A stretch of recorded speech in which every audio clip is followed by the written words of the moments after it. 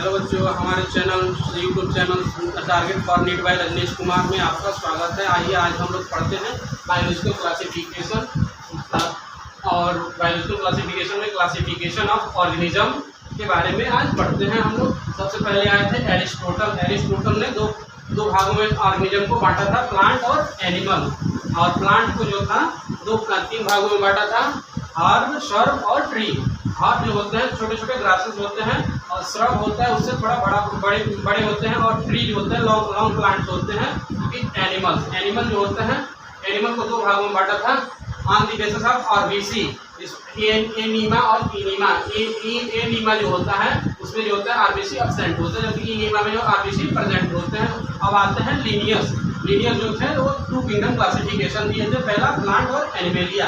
Plant जो होता है जो कि वो लीनियर जो थे on the basis of cell wall के बेसिस पे दो भागों में बांटा था। पहला था प्लांट और दूसरा एनिमेलिया। प्लांट पे जैसे कि एल्गी हो जाएगा, फंजाई हो जाएगा, ड्रायोफाइट हो जाएंगे, टेरिडोफाइट होंगे और जिम्नो और एंजियोस्पर्म होंगे। जबकि एनिमेलिया में होते हैं जबकि अमीबा हो जाएगा, पैरामीशियम हो जाएगा और एनिमल्स हो जाएंगे। जबकि अब थ्री किंगडम क्लासिफिकेशन आया, थ्री किंगडम क्लासिफिकेशन हैकल ने दिया था। हैकल ने प्लांटी और एनिमेलिया और प्रोटिस्टा में डिवीजन किया था।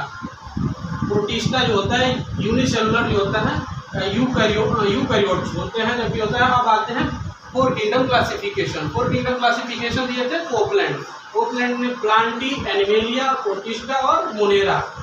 प्लांटी जो होता है मल्टी सेलुलर यूकैरियोटिक होता है, एनिमेलिया जो होता है मल्टी सेलुलर यूकैरियोटिक होता है, और प्रोटिस्टा जो होता है यूनिसेलुलर यूकैरियोटिक होता है, जबकि मोनेरा जो होता है यूनिसेलुलर और प्रोकैरियोटिक्स होते हैं। अब आते हैं फाइव किंगडम क्लासिफिकेशन।